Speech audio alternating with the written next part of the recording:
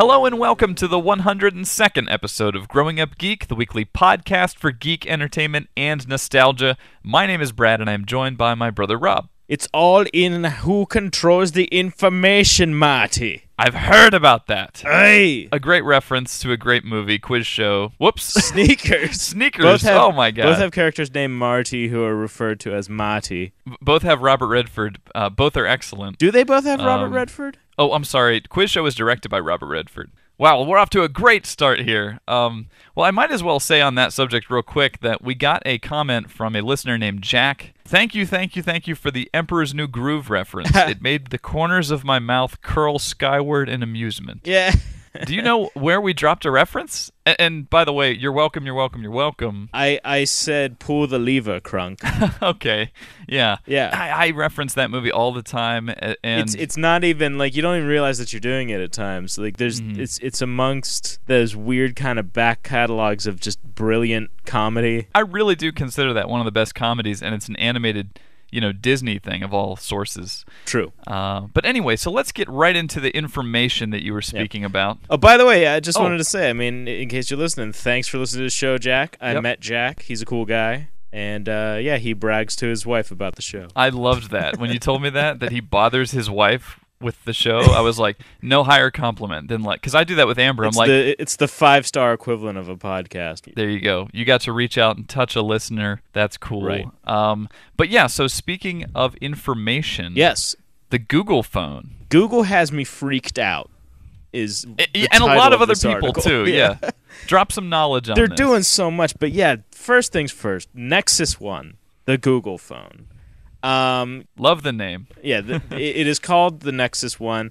That to me maybe seems like a project title, but they've actually registered that name. So I guess maybe that's. Yeah, I hope it sticks. I'd rather it just be called the Google phone or the G phone or something like that. And what's the big question? Is it the new iPhone? Is it the iKiller iPhone? No, I don't care. Fox News needs to shut up. That's all they talk about because they're not interested in buying it. They're interested in whether or not they should invest in it. There can be 2 phones, as it turns out. Turns out even 3. So this thing, first off, it looks very sweet. The idea of Google getting into the hardware market is awesome. I mean, they commissioned HTC to make it, and they've had a running relationship with them with their Android phone. Right, and this thing looks a lot like the Droid Aris. Yes, it does. It has the sort of rounded nubs, and it has the basic menu buttons are the same across all Android phones. Yeah. So this isn't special there's a phone with Google on it sense, because I have one in my pocket right now. That's available. Yeah, and it's even Android 2.1, which is what you have, I'm pretty sure. Yeah. What is special is that it is a unlocked phone. Allegedly that you'll order it through Google. You'll get it from Google. Right. And then you pick the carrier. You can put it on anybody. They're cutting out the carrier. And then they're also here's the thing is people were like, well, it'll cost $1,000 then because there'll be no subsidy. But this is Google, so that means they have weird tricks up their sleeves.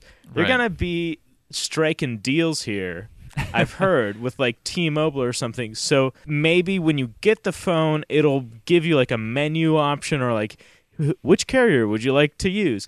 And that is cool.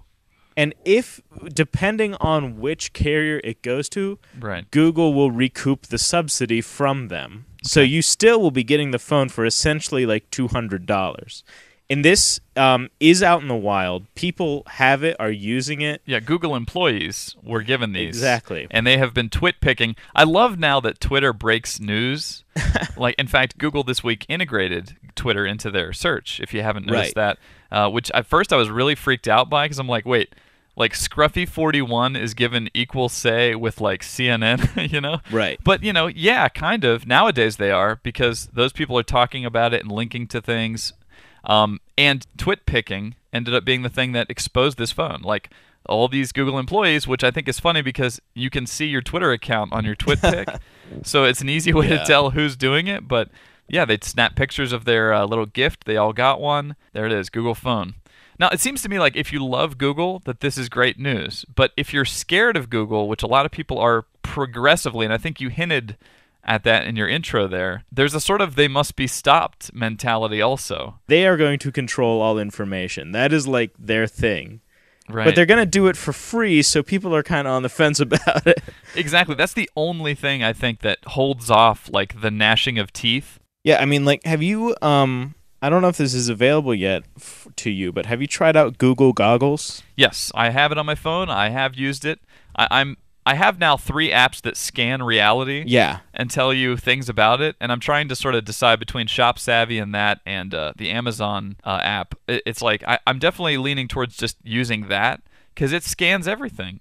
Yeah, It and does a pretty good job too, and it's getting smarter. exactly. It's getting smarter, and something occurred to me. Like, I was like, people are going to be taking millions of pictures with Google Goggles, right? Right, They go to yeah. Google, and then people, with whatever search results or stuff, are then giving information about that picture, where it was taken. There's geotagging now, so it places Right. it. And then, like, this combined in my brain with something I recently saw, which was Bing Maps has this Yeah. thing called Photosynth, which you should check out because it's pretty Right. sweet.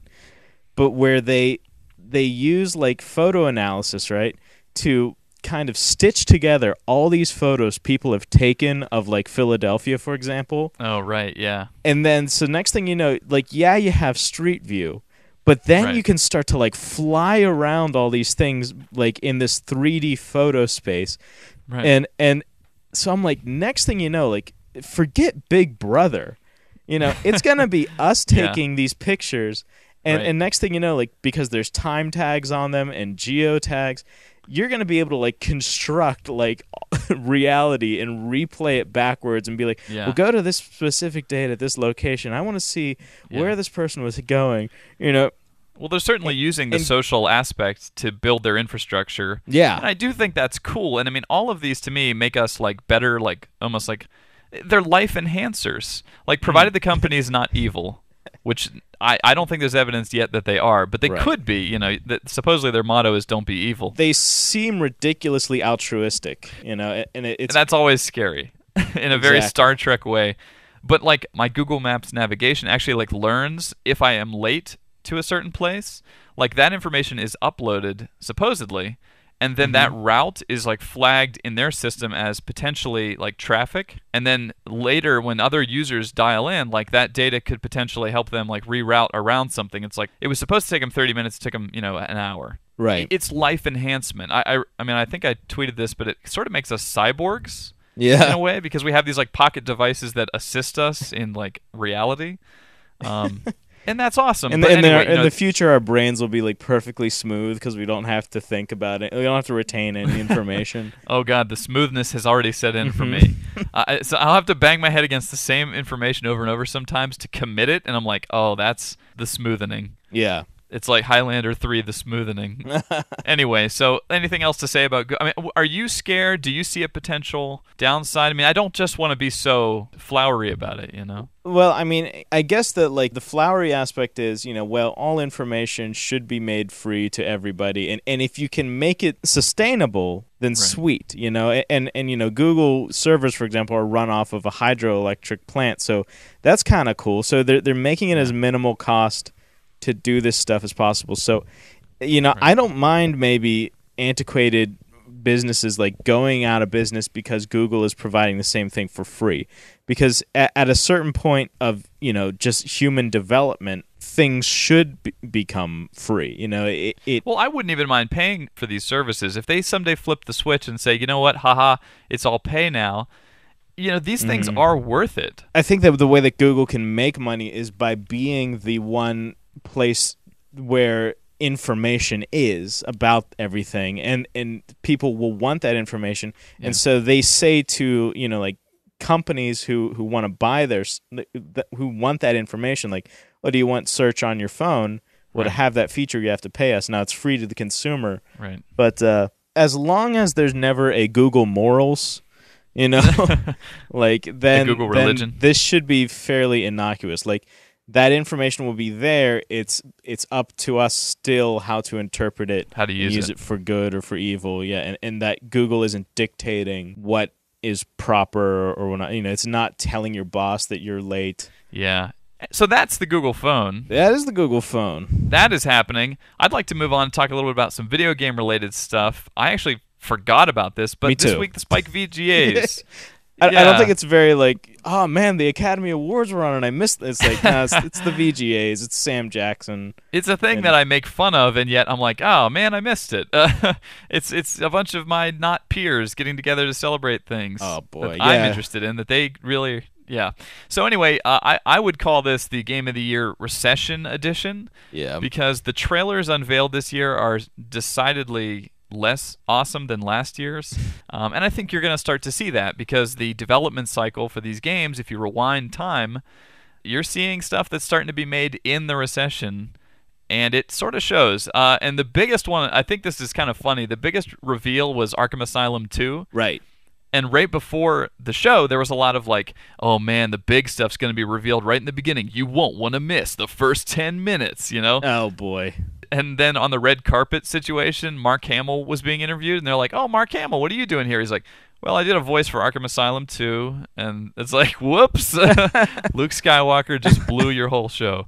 So, yeah, I did like the Arkham Asylum 2 teaser, although I do think it's too soon, and I just beat Arkham Asylum. So it feels a little bit like, all right, I don't need it, but sure. Right. What I did like about it was sort of the hint of like the Joker being hooked up to this like blood machine, kind of seeming sickly. He laughs, and his laugh sounds really old, and I'm like, man, Mark Hamill's getting old. But then he coughs, and I'm like, okay, it's intentional. Like, the Joker's not doing so hot, but he's somehow running like a riot around not just Arkham, but Gotham.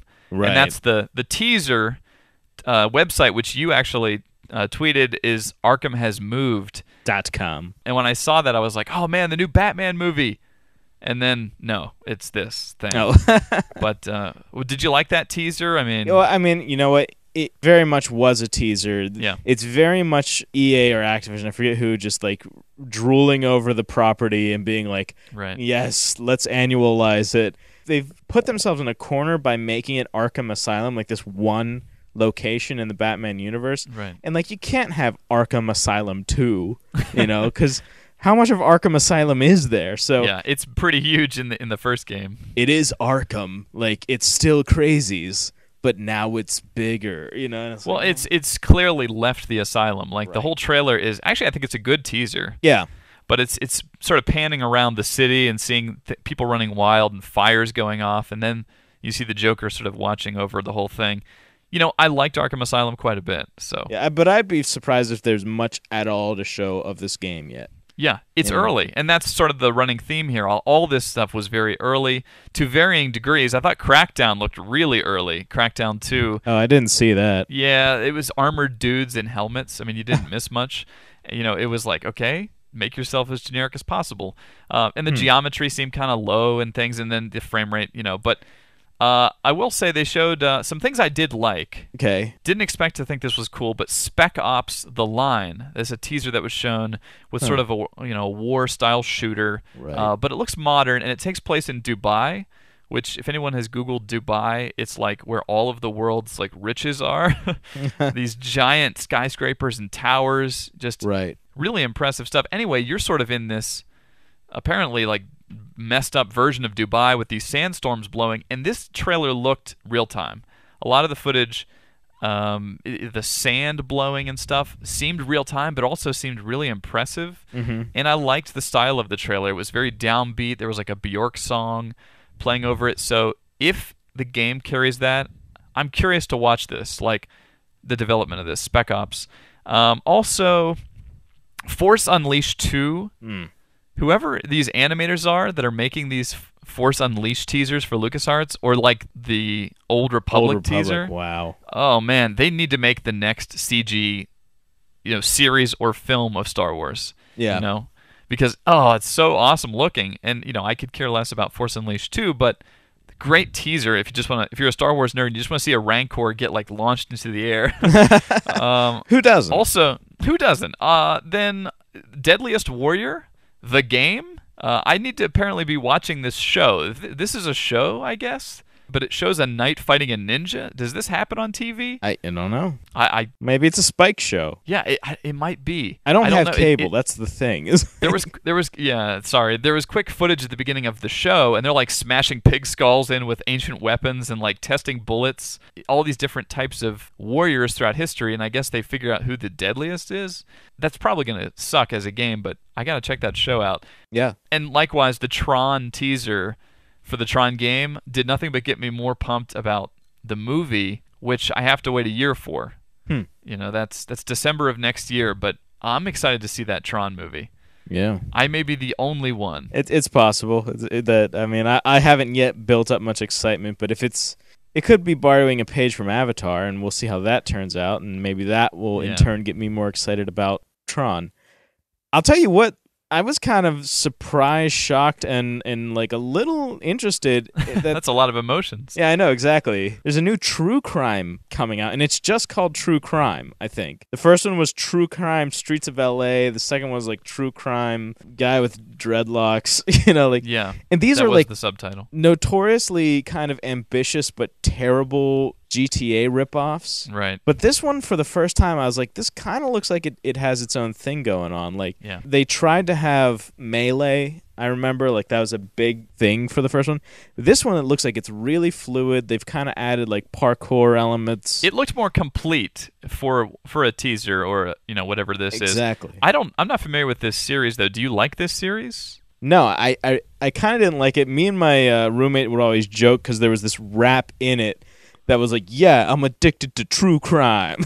The game? Exactly. It reminds me of the Gran Turismo rap that Snoop Dogg did. He's like, foot to the pedal and the pedal to the flow. And he even drops like a PlayStation 2. I was like, that's awesome. But it was ambitious. I mean, it had like this whole like branching story path element. There was a good versus evil because you're an undercover cop, so it's up to you. Like, do you end up siding with the crime lords, or do you stay the course and stay a good guy? So it always was trying to be more complex and bigger than GTA, but never executed it well. And I think like with it being beneath the radar and stuff, maybe they've had time to really get this together. So I'm kind of just keeping like 1/4 of an eye on this, just like 1/4 of an eye.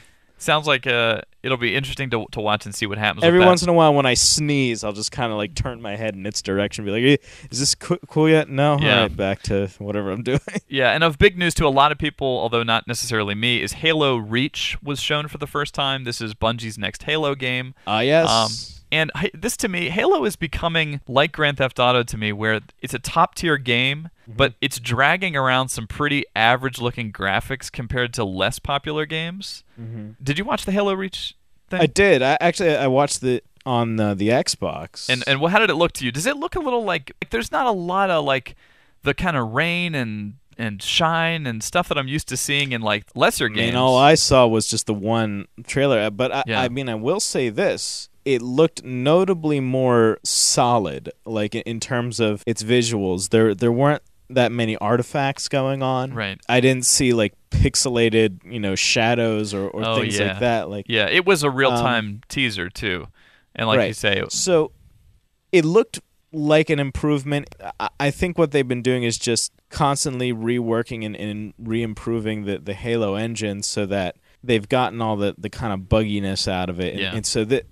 For as early as this is in this game's development, I mean, obviously the engine is seasoned. It's a seasoned engine. It's also an old engine. That's what I mean about GTA is like, well, yeah, but how long? I mean, how much can you squeeze out of the Xbox 360? It's not like they're adapting it to new hardware. It is an engine built to optimize this system. So I think, I still stick with Resident Evil 5 or Dead Space or something like that as looking better, way better than Halo. I think that they're not going for the brass ring when it comes to graphics. They're just kind of pouring more into the story and stuff, and that's fine. Yeah. Well, granted, the trailer kind of hints at like two maybe interesting gameplay elements that this could be introducing, which is, first of all, squad-based tactics, because it appears to be a Spartan squad.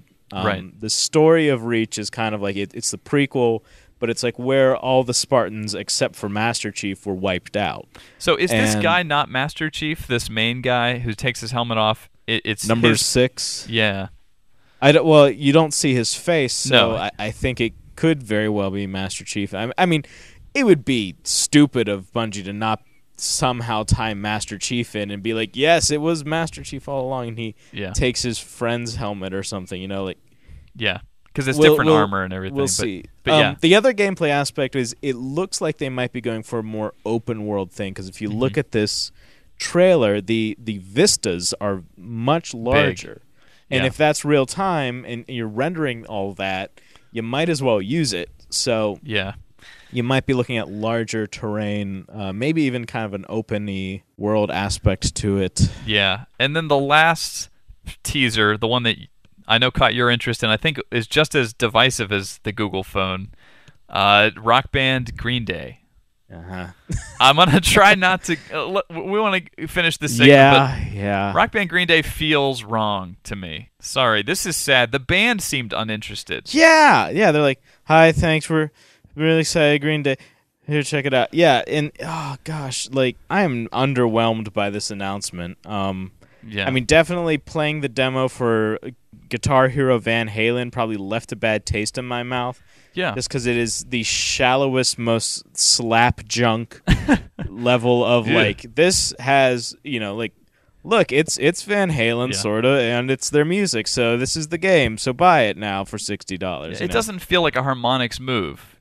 No. I think you said it feels more like an Activision move, It felt like the Guitar Hero thing. Like, granted, maybe like the better model, like Metallica or Aerosmith, where it is kind of like a full treatment, but it's nowhere near Beatles, or like we were like expecting maybe U2 would be like a good follow up. Yeah. But this is it's like, well, it's a big band, but I really don't see them like going through this band's career and like having different iterations and really like capturing their art style or anything like that. It just felt like this is another Rock Band game. It feels very safe. Yeah. But I think that there is, and I want to say that I do like Green Day's music, and I'm certainly not saying this because I'm not a fan of their music. I'm saying this because it seems like the sort of corporate thing to do. Mm-hmm. But I think that there is a right way to do it, which would be, like you said, like trace the band's history, maybe show their early stuff. You want to have kind of a bigger value to it. Like, if you're going to have a separate game, especially with Rock Band, a separate game apart from just the music, right? It needs to be more than just, well, now we're pasting in the band characters. It has to be, all right, I'm going to buy this game because it's going to give me more insight into this band that I love. It's going to let me relive kind of their bigger moments. What if you can play Lollapalooza as Green Day, and you move up from like, Seattle and like all this stuff that is a commentary on grunge and stuff like that. Like, heck, during load screens, have, brief interview clips with people just about Green Day and what was going on with that band, so that it's like behind the music or something. Right, and the whole punk thing like could create such a different like artistic feel and everything for the game rather than sort of the trippiness of the Beatles thing. They could do it right, and so far they haven't really done a bad thing, so they're in good hands, but the stuff they showed looked like just slapped together, like you said, although you said slap junk, which I think is the new disgusting term for stuff like that. That's just so slap junk. Like, I'm worried that it's like outsourced to like another company to just make it real quick. And one last good thing though about the Green Day game as opposed to the Beatles game is that you can export those tracks to a Rock Band 2. Oh, excellent! Yeah, have there been Green Day tracks before? I feel like there have. Absolutely, yeah, there definitely have been. Okay, so they're not one of those like notably missing bands, and I think that's why people were a little surprised that it, like U2 is noticeably missing. Yeah, and all of these trailers are available online, and a lot of them are age gated, which is funny because it was shown on TV. Like, did they play this at 10 o'clock at night or something? It's TV 14, so you're not able to watch it. Your eyes shut off. You don't have to worry about that stuff.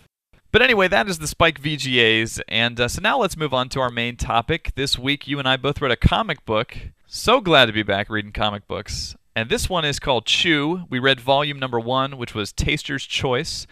Collects, I think, the first 5 issues of this very strange and very popular comic. It actually has been selling out a ton under Image. They initially put it in the back of a Walking Dead issue. You would get like a sneak preview of Chew. And it got really popular. Chew is by John Layman and art by Rob Guillory. Yes, I confirm that. And, a lot of comics we review on this show have very cool premises. I'd say Chew has two. The first one is that Tony Chu, the police agent that you follow in this comic, is cybopathic. He's able to eat food and then psychically tell what happened to that food. How would you describe that? Well, I mean, let's describe it the way that the comic does, okay? That means he can take a bite of an apple and get a feeling in his head about what tree it grew from, what pesticides were used in the crop, and when it was harvested. Or he could eat a hamburger and flash to something else entirely, and they show a cow being slaughtered. Yeah. It's getting his head smashed in with a hammer. Exactly. And the only thing he doesn't have this effect on is beets. This is all like the first page. Consequently, Tony Chu eats a lot of beets. And all, like you said, all this is the setup. On top of this, there is also sort of is it a worldwide or United States-wide ban of chicken products? I'd say it's worldwide. It seems like it's in the United States. It's whatever. Yeah. It's the FDA. And right. the FDA is, in this universe, like the most powerful government organization, like. So there was some sort of avian flu, and to prevent people from getting it, or at least that's what they say. Yeah. They banned all this chicken, so there's kind of an underground chicken market, which I find a cool concept.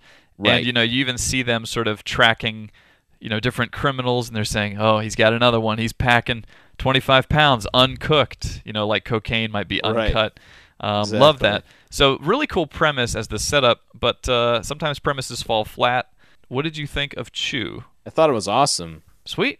Yeah, to be perfectly honest, really kind of quirky and fun, and I can see why it sells so well, because it takes something that has been done before. Psychic detectives, like since Millennium, which we talked about on a previous show. Right. In the case of like Psych on USA, he's actually just more observant, or like the lie to me, things like this where you have this super powered investigator who's able to kind of see the truth, but never has it been so visceral, Oh no, there's that word. Yeah. He has to take a bite of something, in order to detect it. And so it's not just like he looks at a corpse. He has to like nibble on a corpse in order to find out.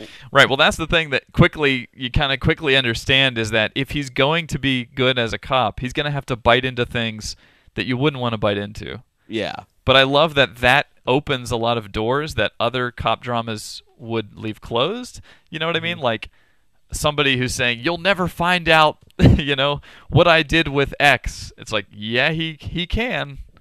Right. And you don't want him to do that. But yeah, like you said, it's actually really fun, and I didn't expect the level of sort of cartoon hilarity. Yeah. Like a lot of times I read a comic and I go, this feels like a movie. I consider that like one of the biggest compliments for a comic. Is like, this is a movie playing out in my mind. This, I think, is a cartoon.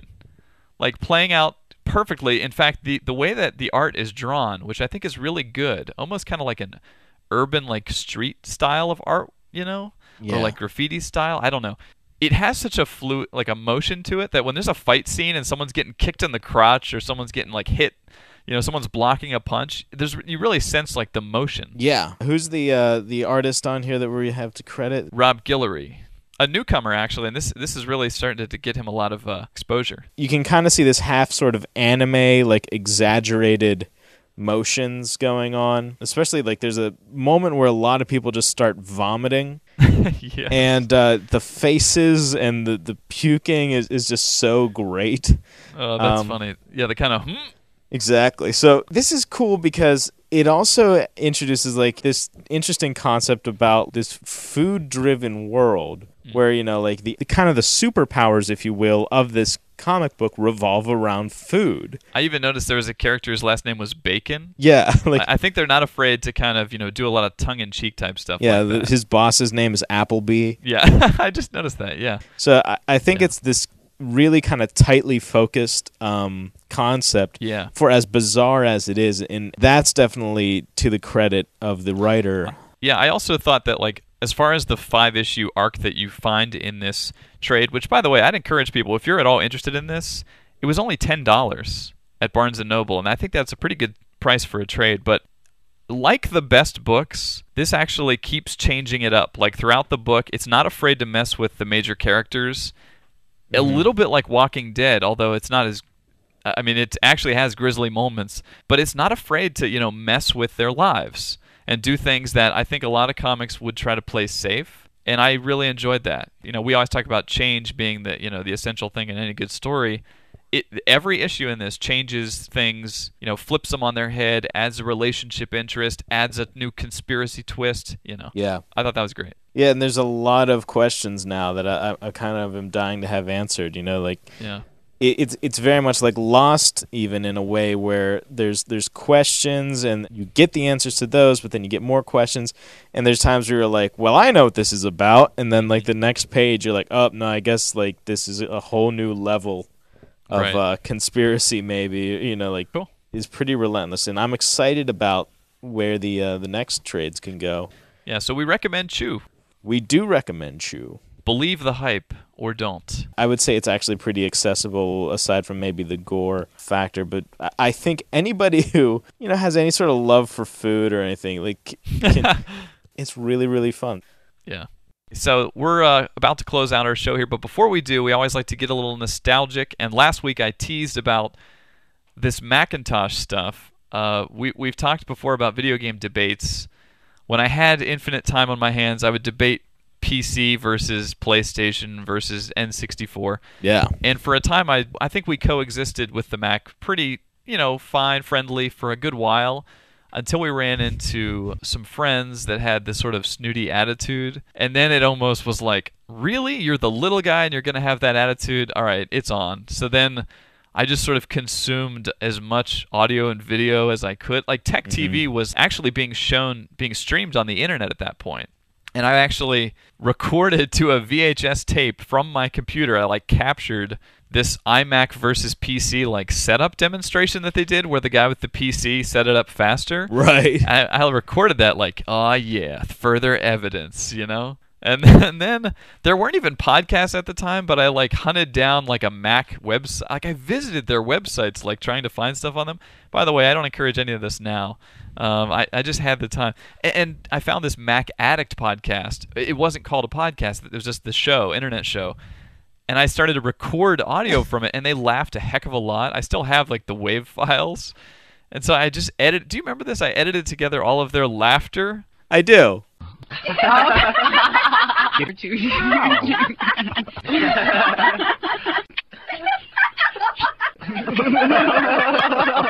And now, our favorite podcast, which was Idle Thumbs, that was their main complaint, and we loved it. We're they laugh so much, Yeah. They're happy Well, guys. I often felt like the laughter was just to cover the silence of having nothing to say, no new releases, no software, no games, So I was look at them, filling the time with laughter. There will be no real content today.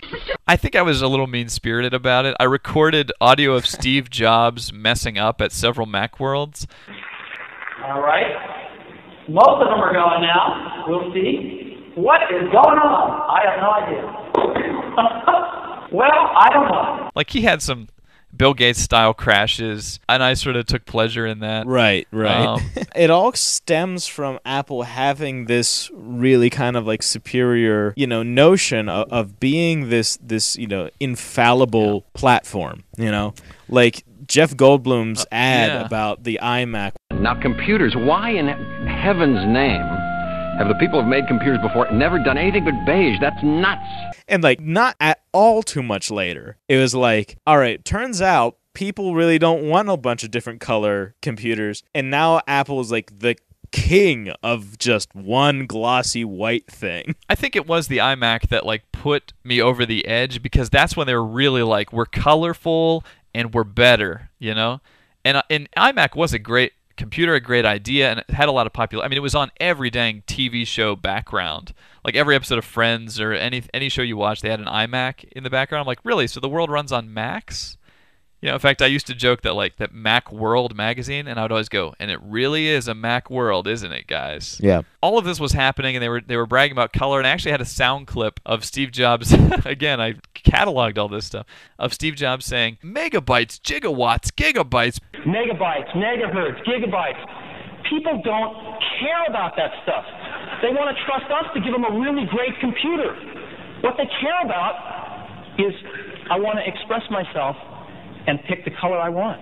And I remember when E-Machine launched the E1, we may be the only people that remember this, but E-Machine made an iMac clone that I actually told people to buy because it was like the iMac, only it was a PC. I mean, it looked like it. They actually got sued, I think, because it was so close in its sort of Bondi blue color. But it had inputs on the side. You could plug in a PlayStation or a VCR and then use the screen as like a monitor. Like a TV. Right. But I think that the thing was the E-Machine was also more reasonably priced. Yeah. The iMac was ridiculously priced for what it in fact was and how difficult it was to upgrade the thing. Any integrated system is going to be, Right. But this was the first one, that's why we were so critical of it. And I think my big overarching feeling about this, and I've probably expressed this on the show before, I like Apple computers. I do not like the people who like Apple computers, and therefore I do not like myself. I was going to say that. What does that mean? No, but it's the supporters, it's their rabid fan base that is so elitist that it's unwelcoming to people who oppose it, To use a PC is fine, I use a Mac, but I'm not at all going to be like, oh, well, I can't believe you're using, Blindo's. I know, you did say that. But, Penny Arcade pointed this out with the console war, which is just the one that you have, whatever that is, the one that you pick, you spend good money on that. And, you don't want to think that you bought the wrong one. Right. And especially when you're the little guy, you can't run as many programs, which, let's all admit it, they don't have as many pieces of software, and that's just a fact, but it's fine. But you don't want to feel like you're the worst guy. So I think a lot of that sort of turns opposite into extreme fandom or something. That's where the aggression comes from. Right. I still think on forums today that PS3 owners are the most intense, users because they flip out, over BioShock. They were saying BioShock sucked, right? But then it was coming to PS3, so Penny Arcade again, they ran this thing you may secretly start to like BioShock now. It's okay, because PS3 was just kind of falling apart, and so the fan base was just. It's telling yourself that you didn't make a bad purchase. It really works. It's sort of a part of the human psychology that really does happen, and I've done it too. I buy something, now I have Android, and now I'm visiting Android websites, and I'm like, heck yeah, man, we're rolling Android, But right, and then every victory that Android has, you take that on as your own. And every and every failing I sweep under the rug, that didn't really happen. It wasn't that big a deal, And that's just how it goes with linking yourself financially with something. You don't want to think you made a mistake. Nobody does. But the good news is that I don't think it's a mistake to have a PC or a Mac. I think they're both great. Nope. Especially this year with Windows 7, you've got decent options on both sides. And I think we're going to have to close it out with that. But, I guess I'll publicly apologize to the 40-year-old man that I debated when I was a teenager. What was I trying to change about him? I don't know. I think I was the annoying one, to be honest. I really think we all were. Yeah. But so that is our show this week. And you know what? Next week is the whole Christmas thing. So we're actually going to be off. But it's also the Avatar thing. So when we return, one or both of us will have seen Avatar. It depends, because I know Amber's really discouraging me from seeing it. She's like, it's not going to be good. And that's the big question is, what is this movie going to be? By the time that this airs, you will have already probably, you'll be able to go out and see it. But you'll have to wait 2 weeks, unfortunately, for our impressions. But that's it, man. All right. Happy holidays, everybody. Indeed, happy holidays. Have a great one. You can follow us, as always, on Twitter throughout the week at twitter.com/GUGRob and GUGBrad. And you can email us at mail@growing-up-geek.com. And that's going to be it. Thank you so much. Once again, my name is Brad. I'm Rob. And we'll catch you in 2 weeks.